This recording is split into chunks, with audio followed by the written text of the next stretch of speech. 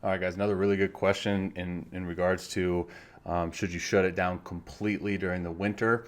Ton of variables with this. It's always going to depend on the person, the load management during the course of the season. How much did he throw?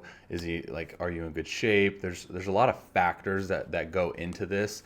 I talked about this in a previous Q&A in regards to like my personal experience when having like completely shut it down because when I first got drafted in 2010, like that was the thing because I was coming off, a long high school season, and before the high school season, I was coming off of like a long showcase season. So right when I got into pro ball, obviously I had like that innings limit, and then I got done, and it was like, okay, I'm not touching a baseball for X amount of months, and then turning 19, I fell way behind because I did put the ball down completely.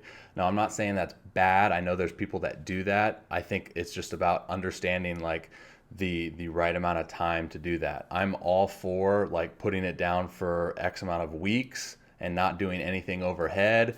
But I'm actually a big encourager of doing like light plyo stuff, even light catch 1-2 times a week. Because again, dude, that's not gonna break the system, right? Tap throwing socks, even like towel drill stuff like that. Just like you hammer that motion down. I'm a big advocate for that. But as far as like shutting it down completely, it's tough, man, because again, you talk about all those variables in regards to how everyone's body is different, everyone's arm is different, everyone's like previous season was different. I'll tell you one thing, dude. The times in my career where I felt the best going into spring training because like historically I was not a good spring training guy. I never really had good springs up until the times in my career where I played in the Arizona Fall League or I played winter ball, and then I took 2 weeks off and got right back up again and started throwing, getting ready for spring, and then I got into spring and it was like I felt really good. I felt like mid-season form and I was ready to rock.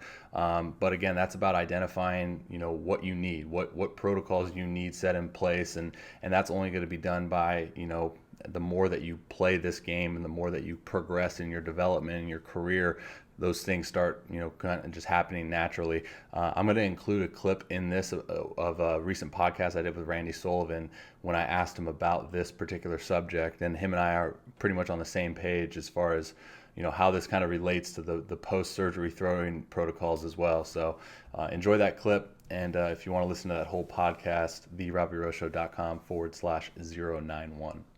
You finish your season, the season's over, you high five everybody, and you go home and you don't pick up a baseball until January.